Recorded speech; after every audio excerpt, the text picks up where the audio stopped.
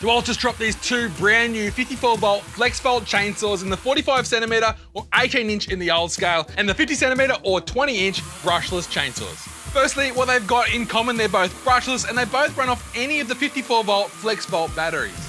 They both got a see-through chain bar oil tank up the front there next to the bar, so you can see how much oil you got left in it and you won't run dry while cutting. But let's talk about the differences. The smaller of the two, the 45cm, has a 2,000 watt motor, which produces up to 2.7 horsepower, the equivalent of a 40cc petrol chainsaw. While the larger 50cm saw has a 3,000 watt motor, which produces 4 horsepower, the equivalent of a 50cc petrol chainsaw. And that power difference is really visible when you put them side by side, cutting the same Aussie hardwood strainer post. But what was surprising was in the runtime test, where I actually got the same number of cuts in that same strainer post with both saws, 38 cuts off a 9 amp hour battery.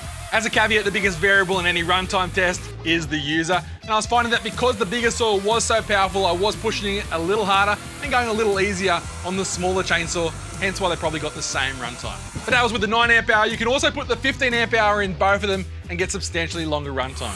Another small difference between the two are the spikes up front. The 45cm just got the one row of spikes on the inside of the bar, while the 50cm saw has got spikes on both sides.